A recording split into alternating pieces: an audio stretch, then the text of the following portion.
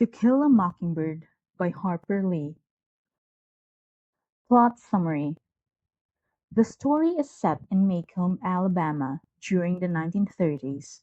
Scout Finch, her brother Jem, and their friend Dill are introduced along with their mysterious neighbor, Boo Radley. Their father, Atticus Finch, is a principal lawyer.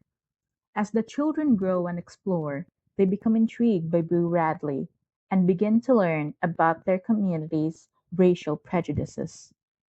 Atticus is appointed to defend Tom Robinson, a black man accused of raping a white woman, Mayella Ewell.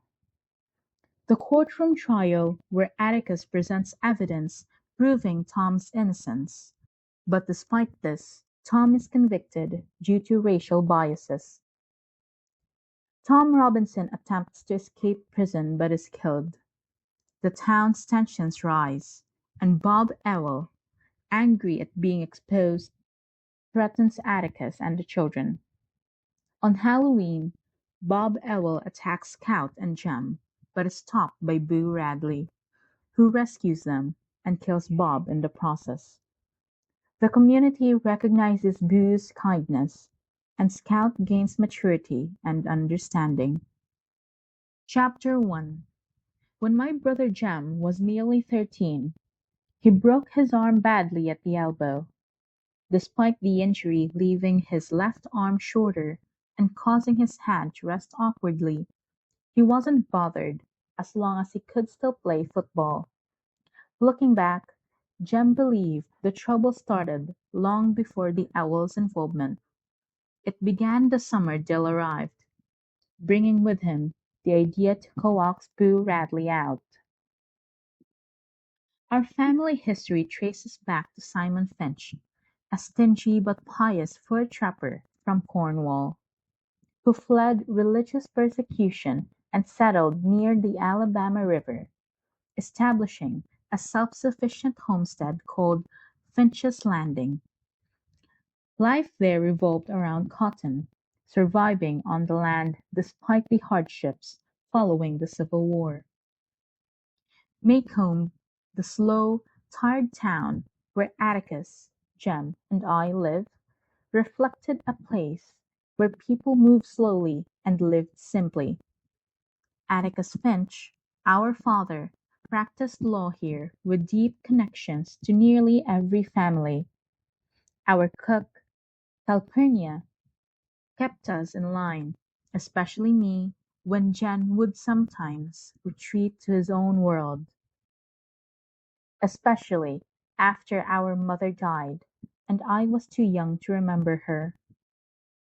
That summer when Dill came to stay with his aunt Miss Rachel, his curiosity and imagination breathed life into our days. Dill, despite his small size and strange white hair, was a pocket Merlin filled with fantastic ideas. His fascination with the Radley place, a dark, dilapidated house inhabited by the mysterious and reclusive Boo Radley, dragged us into shared excitement and fear. The Radley house stood on a curve, shadowed by oak trees and surrounded by rumors of Boo's ghost-like presence. Stories of his strange behavior, his violent act against his father, and his subsequent confinement painted him a figure both feared and pitied by the town. Determined to confront this mystery, Dill urged Jem to dare step past the gate. After much hesitation, and with the promise that Dill and I, Scout, would back him up, Jem boldly touched the side of the Radley house and rushed back, as if sensing something unseen watching us. That fleeting movement of a shutter sparked a mix of fear and wonder in our hearts, pulling us deeper into the enigma that was Boo Radley. Chapter 2. Dill left in September, and though I missed him, school was about to start, which I looked forward to eagerly. Jem took me to my first day, warning me not to bother him during school hours or embarrass him with my childish ways. School was different. Miss Caroline Fisher, our young teacher from North Alabama, struggled to understand our ways. When she discovered I could already read, she told me to stop learning at home, which confused me, since Atticus simply read to me at night. Miss Caroline's teaching methods, including the Dewey Decimal System, felt strange to us, and I quickly grew bored.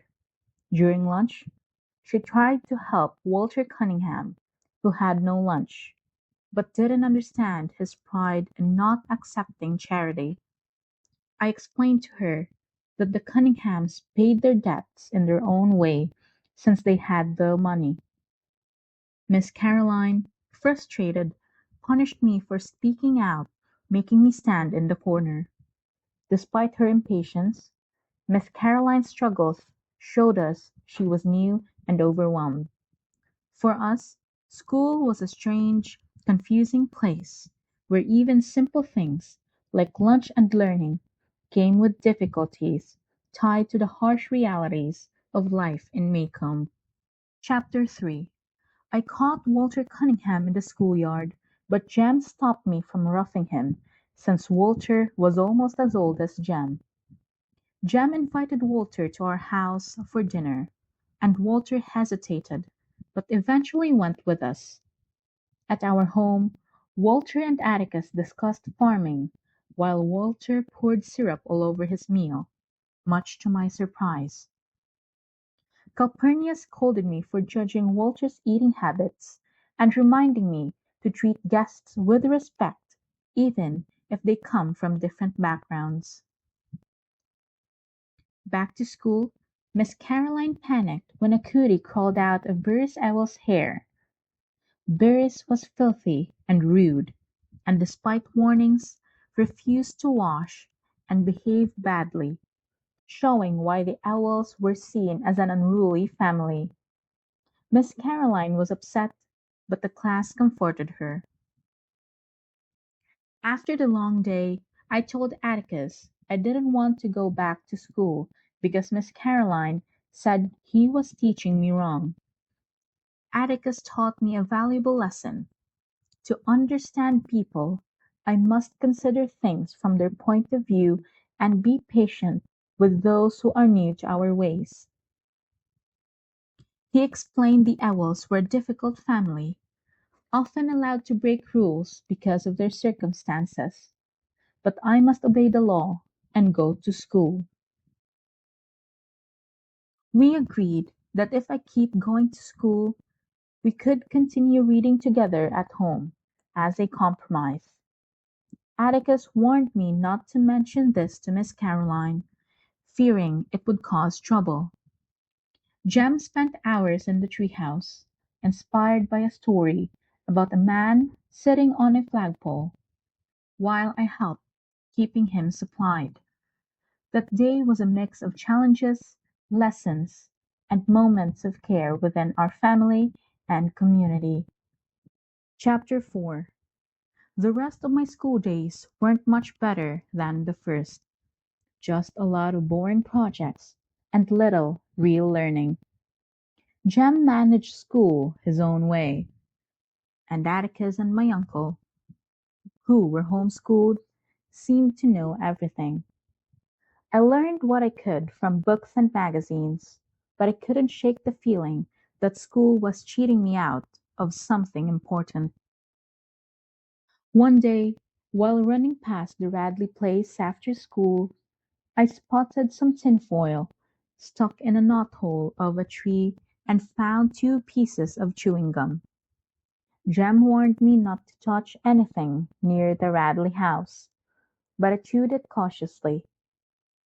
Summer came, bringing Dill back to town, and we invented a game about the Radleys. Jem was Boo, Dill was Mr. Radley, and I was Mrs. Radley, though I wasn't too keen on the part. Our play was filled with gossip and scary stories about the Radley family, even after Atticus found out and warned us. We kept playing, drawn to the mystery. One day, when I rolled the tire into the Radley yard, I heard a soft laugh from inside the house.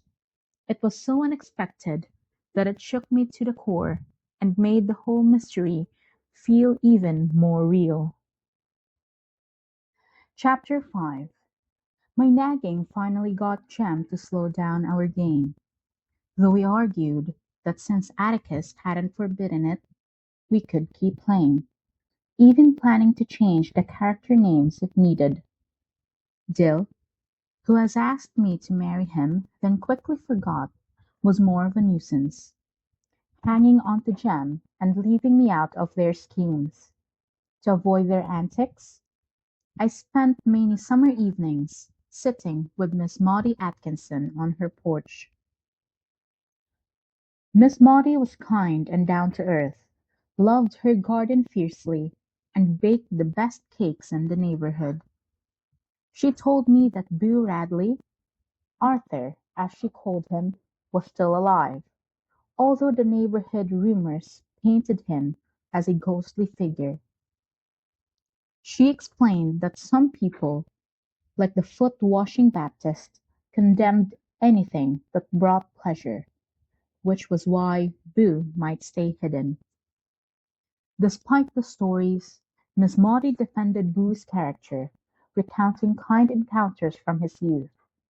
One day, Jem and Dill planned to send a note to Boo Radley, attaching it to a fishing pole and slipping it through a loose shutter. I followed hesitantly, watching as Jem struggled to make the note stay.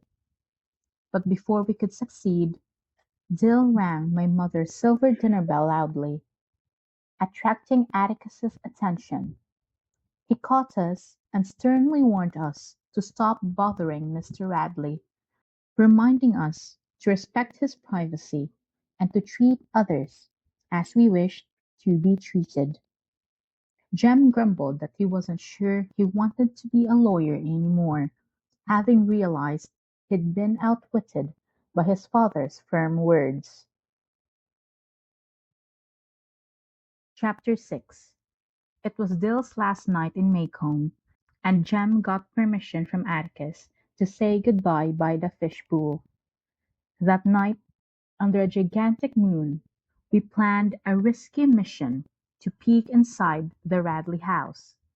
Jem told me and Dill that it was safer to do it under the cover of darkness, since Atticus wouldn't hear us and we'd be less visible. We sneaked through the back gate and tried to look inside through a loose shutter. Jem helped Dill climb up to the window, but all we saw were curtains and a faint distant light. The tension grew when Jem saw a shadow, like a man with a hat, moving across the porch. We froze, then fled as the shadow approached. Suddenly, a shotgun blast shattered the night, and we scrambled to safety. Jem got stuck trying to escape through the fence and had to kick off his pants to get free. Back home, Atticus questioned Jem about his missing pants, and Dill spun a wild story about winning them in a game of strip poker. That night I lay awake, imagining Boo Radley lurking everywhere, every sound magnified into a threat. When Jem decided he had to go back and retrieve his pants to avoid getting into trouble, I tried to stop him out of fear for his safety. Despite my pleas, Jem was determined. He left quietly, moving like a ghost through the dark. I waited, anxious, until he returned wearing his pants and collapsed on his cot, trembling. The night's events marked a shift between Jem and me. I couldn't fully understand his resolve, but it was clear he was growing up beyond my reach. Chapter 7. Jem was moody and quiet for a week after that night at the Radley place. I tried to understand him, knowing I'd never have dared to do what he did. School started again. still dull and frustrating, but I appreciated walking home with Jem in the afternoons. One day, Jem shared a secret. He went back for his pants. They were folded neatly and sewn up, like someone was expecting him. It felt as if someone could read his mind. We found a ball of gray twine in a tree knot hole near school, and after debating, we took it, considering anything found there as ours. More treasures came, soap carvings resembling us, a package of gum, a spelling medal, and a pocket watch with a knife. Jem wanted to thank the mysterious gift giver with a letter, but he couldn't explain the strange feelings he had about it all. Then one morning we found the knot hole filled with cement. Jem was upset, but tried to stay composed. When we asked Mr. Nathan Radley, he said that the tree was dying and needed plugging. Jem later confided that the tree looked healthy, and that upset him deeply. That night, Jem showed me he'd been crying quietly, his sadness profound over the loss of the secret connection to whoever was leaving the gifts. Chapter 8. That winter brought a rare cold snap and snow in Maycomb, unusual enough to prompt Mr. Avery to blame Jem and me for disrupting nature with our mischief. Mrs. Radley died, but the neighborhood barely noticed. Miss Maudie assured me Boo was still alive, debunking some of the spooky stories. The snow was light and soggy, but Jem and I eagerly piled it up in the yard to build the snowman, using dirt and sticks to shape it, and even borrowed Miss Maudie's sun hat and hedge clippers to dress it up, much to Atticus's amusement and gentle scolding. That night Miss Maudie's house caught fire. Jem and I watched with neighbors as firefighters struggled in the cold, and many helped rescue furniture. At one point, Mr. Avery got stuck trying to escape the upper floor, causing a brief commotion. We stood by worried and cold until Atticus calmly managed the situation. After the fire, we found a brown blanket had been wrapped around me during the chaos. Boo Radley had quietly placed there without my noticing. Jem shared his realization with Atticus, who told us to keep it a secret and suggested I thank Boo some day. Miss Maudie was remarkably upbeat despite losing her home, joking about building a smaller house with more yard for her azaleas. She found comfort in the support of neighbors and showed a warm, resilient spirit that deeply impressed Jem and me. Despite the hardships, winter in Maycomb brought a lesson in community and kindness. Chapter 9. Things grew tense for Jem and me after Cecil Jacobs announced at school that my dad defended black people. I didn't understand it fully, so I asked Atticus. He explained he was defending Tom Robinson, a black man accused in a controversial case, and told me to hold my head high and avoid fights, even if others called me names. Atticus knew they were likely to lose, but said it was still important to try. Christmas brought mixed feelings. We visited Finch's Landing with Uncle Jack and Aunt Alexandra. Aunt Alexandra tried to make me behave like a proper lady, but I wasn't interested. Frances, my cousin, mocked Atticus and called him derogatory names, sparking fights between us. Uncle Jack scolded me for cursing, but listened when I explained the provocation. Uncle Jack was kind but firm, teaching me about right and wrong while understanding children don't always behave perfectly. When I secretly overheard Atticus and Uncle Jack discussing the trial, I realized the difficult road ahead, and how much my father was trying to protect Jem and me from the ugliness that was coming. Chapter 10. Atticus was nearly 50 and different from other dads. He didn't hunt, fish, or drink, and wore glasses because he was nearly blind in one eye. While Jem was obsessed with football, Atticus preferred reading and was quiet with his skills. When he gave Jem and me air rifles, he didn't teach us to shoot, but warned Jem to remember it was a sin to kill a mockingbird. Miss Maud explained that mockingbirds do nothing but make music for us to enjoy. One day we noticed old Tim Johnson, a dog from the neighborhood, acting strangely as if something was wrong. Calpurnia alerted Atticus and the sheriff, Mr. Tate, about the mad dog coming their way. Atticus reluctantly took the rifle, and to Jem and my amazement, shot the dog with a single, precise shot.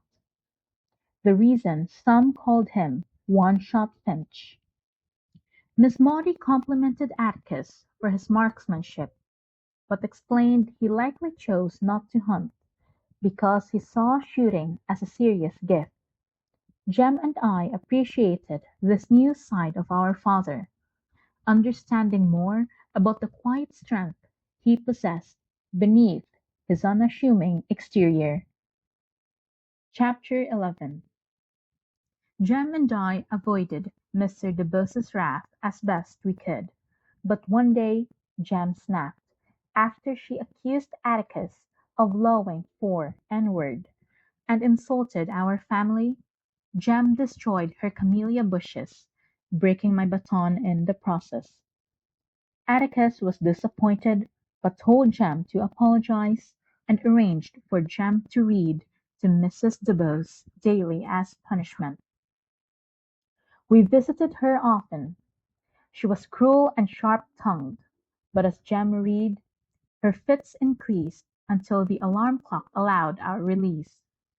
Over time, the visits grew longer, and Mrs. DeBose's condition worsened. Eventually, she died, but Atticus explained her fits were withdrawals from the morphine addiction. She had fought a brave battle to free herself before she died. Before passing, she left Jem a single camellia flower in a candy box, a final, complicated gesture. Atticus called her the bravest person he'd ever known, defining courage as fighting a losing battle but seeing it through the end. Jem struggled with these lessons, but seemed to understand their importance. Chapter 12. Jem had grown moody and unreachable as he entered adolescence, which left me feeling lonely until Dill's summer return. But that summer, Dill didn't come, and I was miserable without him. Atticus was busy at the state legislature, and life felt weighed down by troubles far beyond Jem and me. Soon, Calpurnia invited Jem and me to attend her African American church, First Purchase, one Sunday. The church was very different, unpainted, without hymn books, and filled with a warm, earthy atmosphere. We were surprised but welcomed by the congregation, despite some initial resistance from a woman named Lula. Reverend Sykes led a spirited service, including a collection for Tom Robinson's wife, Helen, who struggled to support her family since Tom's imprisonment. Calpurnia explained that the community avoided Helen because of the accusations against Tom, a stark reminder of the prejudice and hardships facing them. This experience opened my eyes to a world beyond my own and deepened my understanding of the people around me. Chapter 13. Aunt Alexandra arrived to stay with us, bringing with her the expectations of proper family behavior and a focus on our heritage. She aimed to provide feminine influence and instill a sense of pride in our Finch lineage. Although Jem and I found her presence a bit tedious, Maycomb welcomed her, and she quickly settled into the community and household routines. Aunt Alexandra was a formidable figure, firm in her beliefs about family and social standing, often commenting on the traits and reputations of Maycomb's families. She viewed fine folks as those whose families had lived in the same land for generations, which led to discussions about the town's caste system and its old intertwined families. Atticus explained to Jem and me that Aunt Alexandra wanted us to understand our place in the family and the community, urging us to behave like the gentleman and lady she believed we were raised to be. Though the conversation was difficult and made me feel isolated, Atticus reassured us it was not yet time to worry, and that he was still here with us. It was clear that Aunt Alexandra's influence had introduced a new layer of expectation and complexity in our lives. Chapter 14. Jem was going through a difficult phase, becoming moody and bossy, and I often felt left out. Dill was missing that summer, which made me miserable, but then he unexpectedly showed up, having run away from his new father's home. Dill had escaped a harsh situation and traveled back to Maycomb on his own, weary and dirty. Atticus welcomed him kindly and assured him he wouldn't be sent away. Life moved on with new challenges. Jem and I attended Calpurnia's church, first purchase, where we experienced a different world, one filled with warmth, music, and community support, especially for Tom Robinson's wife, Helen. The congregation welcomed us, despite some initial resistance, and I gained a deeper understanding of the people around me.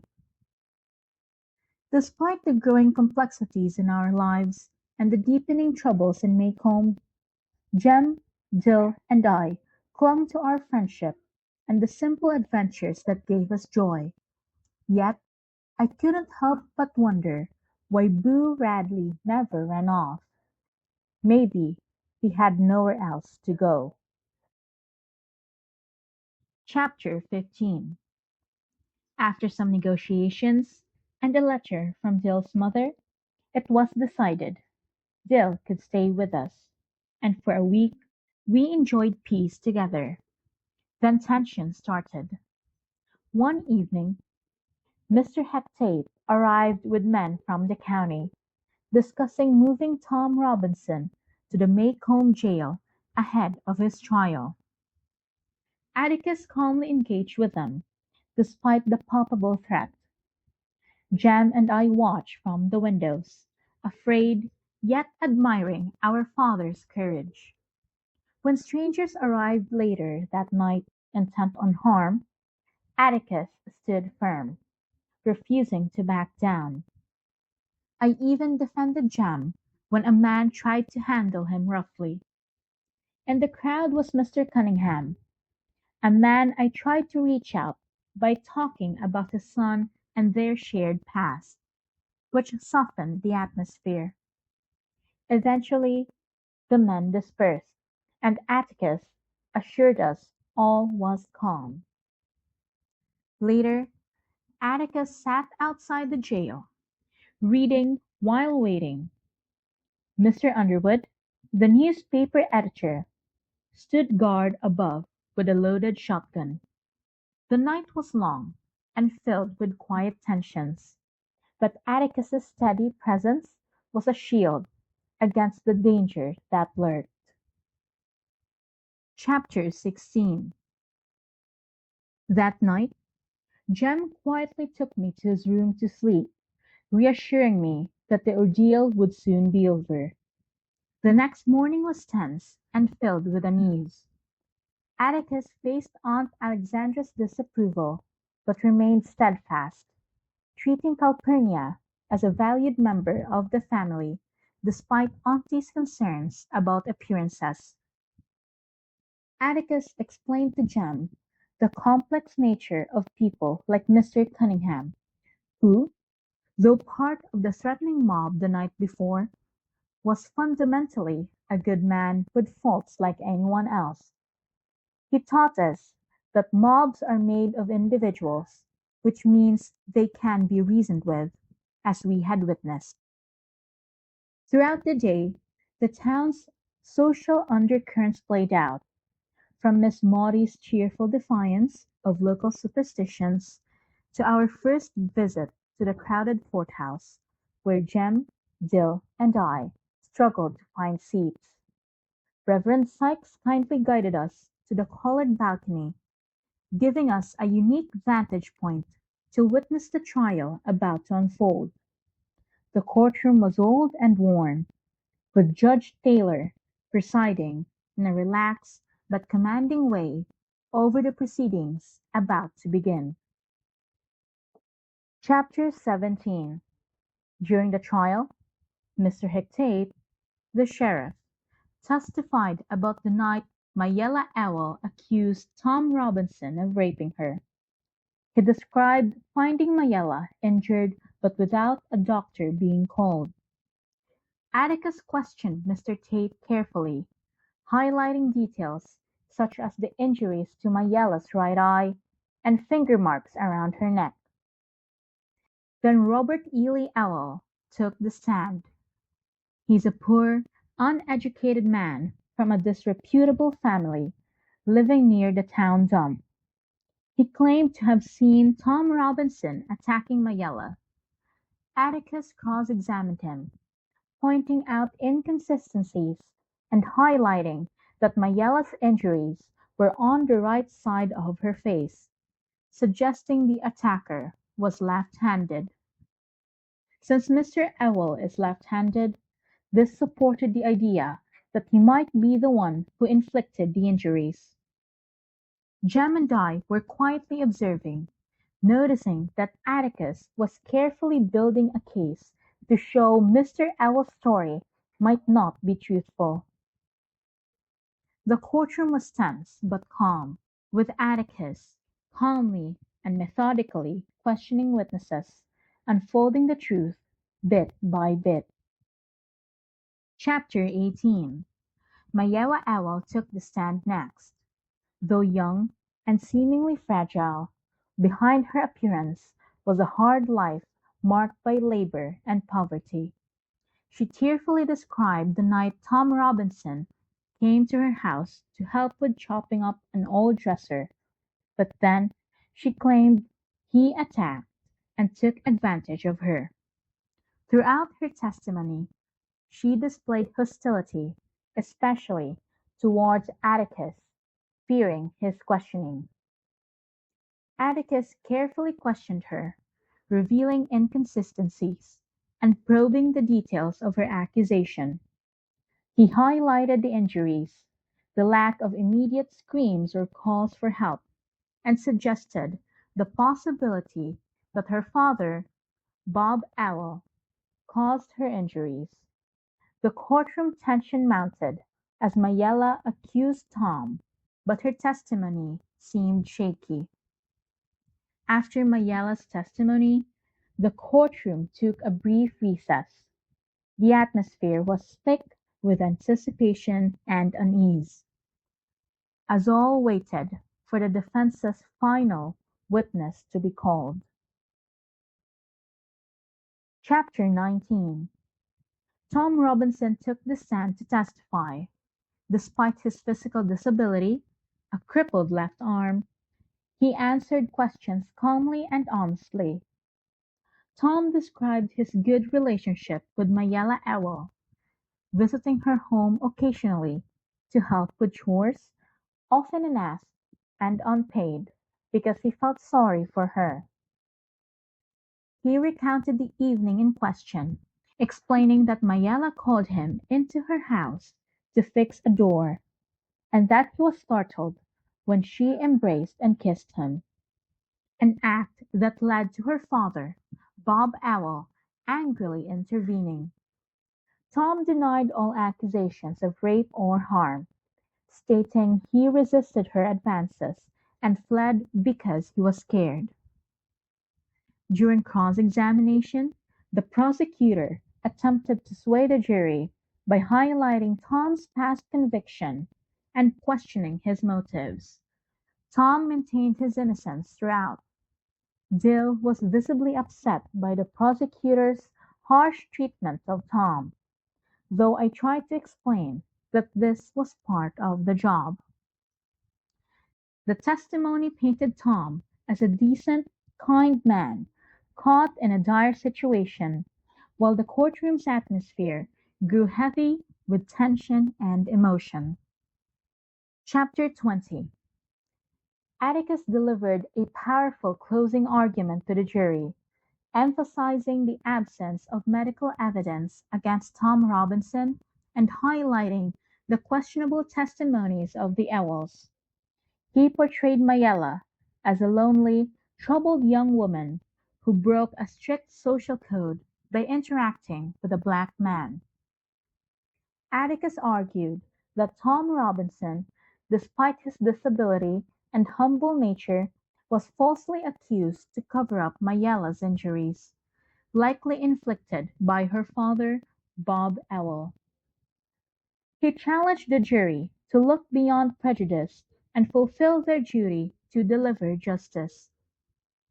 His speech underscored the ideal of equality before the law and the importance of impartial jury. As Atticus finished, Calpurnia quietly came forward through the courtroom, a poignant moment amid the tension. The courtroom hung on every word, awaiting the jury's decision. Chapter 19. Tom Robinson took the stand and shared his testimony in a calm, straightforward manner. He explained his background, admitting a minor past conviction, and detailed his interactions with Mayella Owell, who had frequently asked for his help with chores. On the day in question, Tom described being asked inside the Owell property to assist, but was startled when Mayella unexpectedly embraced. On the day in question, Tom described being asked inside the Owell property to assist. On the day in question, Tom described being asked inside the Owell property to assist, but was startled when Mayella unexpectedly embraced and kissed him. He fled when her father, Bob Owell, shouted a threat. Throughout his testimony, Tom maintained his innocence, stating he did not harm Mayella nor take advantage of her. Despite the prosecutor's attempts to undermine him by focusing on his past demeanor, Tom remained composed and sincere. The courtroom atmosphere grew heavy, especially as Dill showed visible distress over the harsh treatment Tom received during cross-examination. The testimony left a strong impression of Tom's decency and the injustice of the situation. Chapter 22. After Tom Robinson's conviction, Jem was devastated and voiced how wrong it felt. Atticus remained calm but wary, and Aunt Alexandra showed a rare softness. The next morning, the community expressed their support through food deliveries, reminding Atticus of the importance of his stand. Despite the hardship, Miss Maudie reassured Jem and me that there are people born to face unpleasant tasks, like Atticus.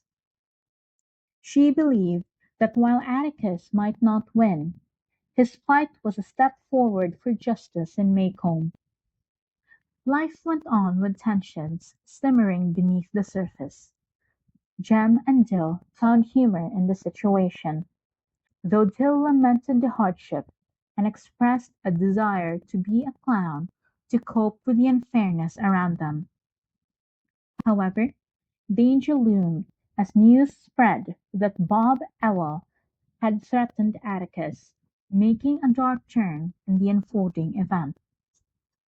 Chapter 23. After Bob Ewell threatened Atticus, Jem and I were worried and tried various ways to protect him, but Atticus remained calm and showed us the importance of standing up for what's right. Jem grew into adolescence, and Aunt Alexandra tried to impose social expectations on us, especially about who we should associate with, disapproving of our friendship with Walter Cunningham due to his social status. Jem shared his growing understanding of the social divisions in Maycomb, categorizing people into groups and grappling with why such divisions exist despite shared humanity.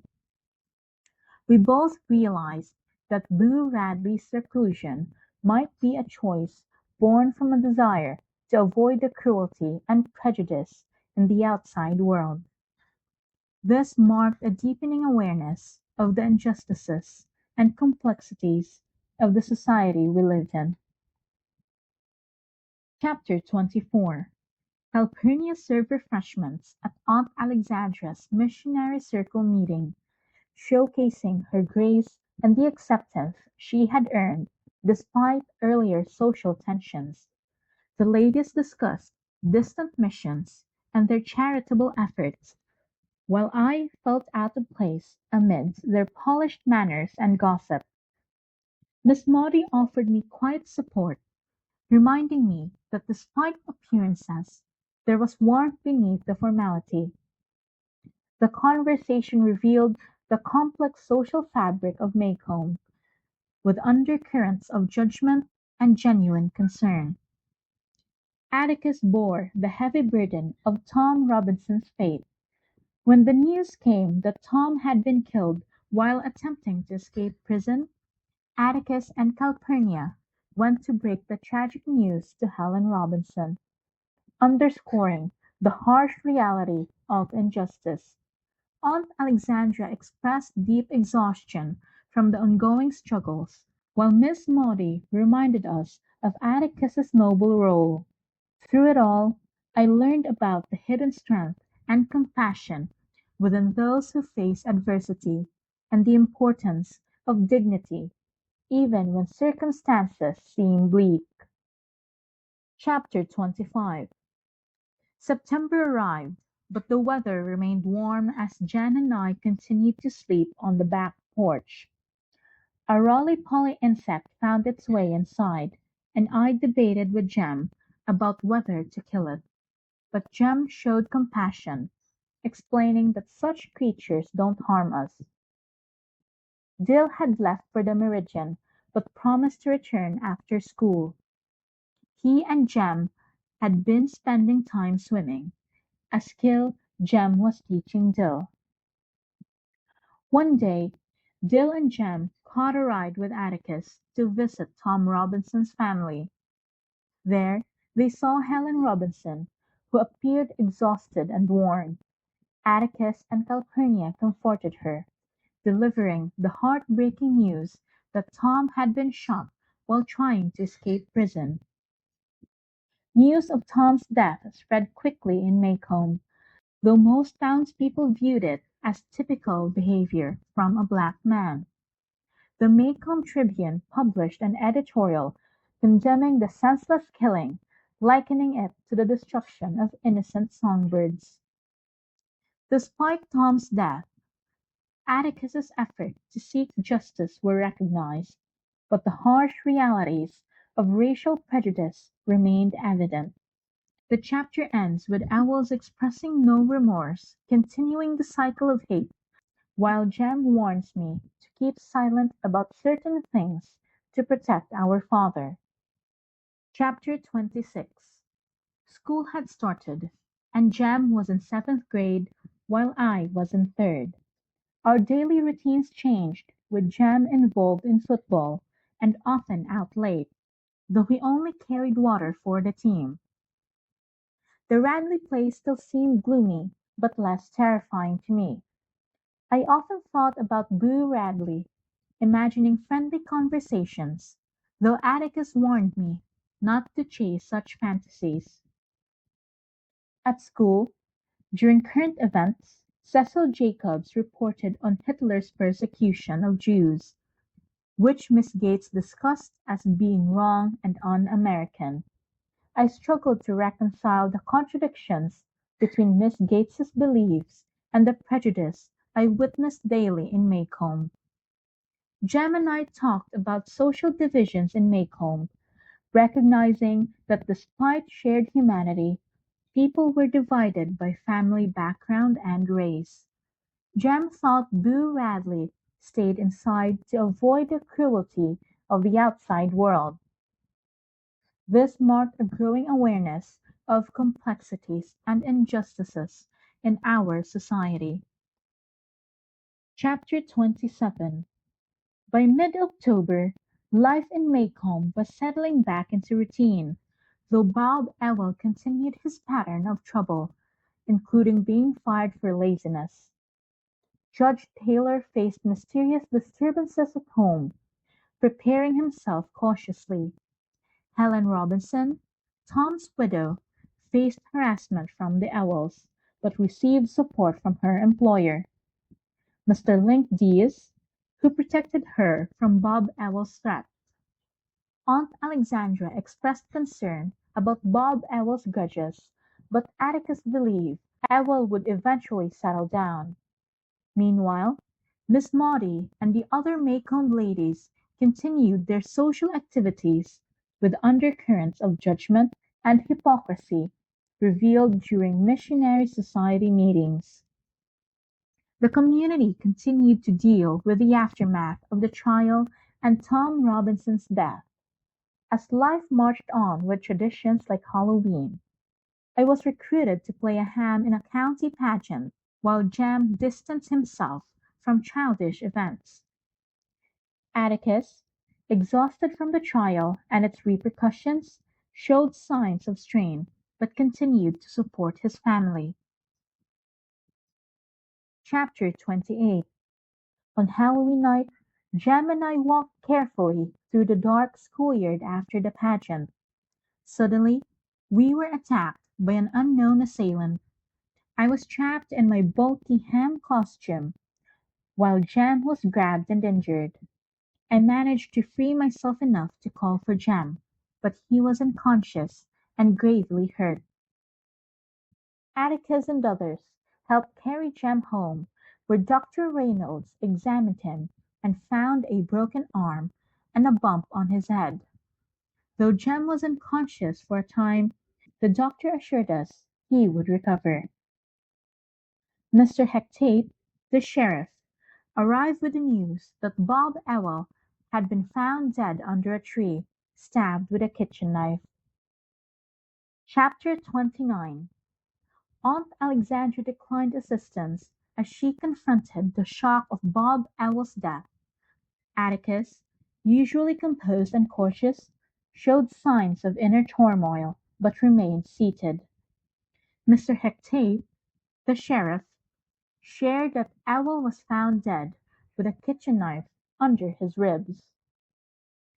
As I recounted the Halloween attack, detailing how Jem was hurt and how Bob Ewell pursued us, Mr. Tate examined Jem's ruined costume, noting its protective marks.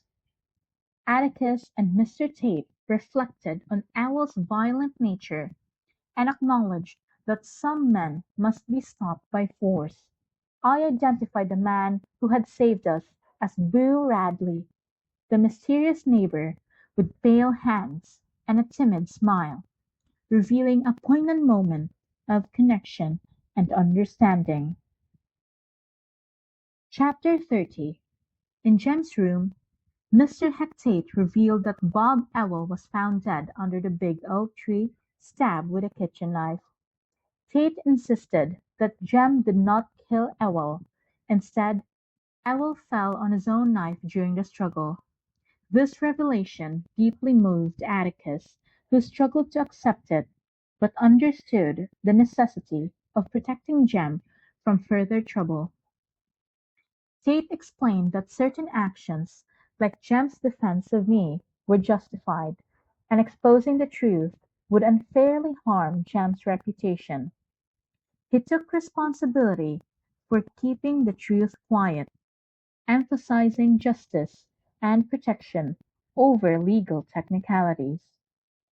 I admitted I understood this was like shooting a mockingbird, an innocent, harmed through no fault of their own. Atticus showed gratitude to Boo Radley, whose intervention saved his children, making a poignant conclusion to the night's events. Chapter 31. Boo Radley, pale and uncertain, quietly accompanied me to Jem's bedside, showing gentle curiosity and warmth. I led him to the porch, where Atticus and Mr. Tate sat, and they shared a moment of quiet understanding. Atticus and Mr. Tate discussed the events, with Mr. Tate asserting that Bob Owl's death was self-inflicted during his attack on Jem and me. Despite Atticus's reluctance, Mr. Tate insisted on protecting Jem by keeping the truth quiet, emphasizing the importance of shielding Jem from the town's gossip and avoiding unnecessary harm to an innocent boy. I reflected on the kindness Boo Radley had shown over the years, the gifts he left, and ultimately saving our lives. Walking Boo home felt like a final poignant gesture of gratitude and understanding, marking the end of a significant chapter in our lives.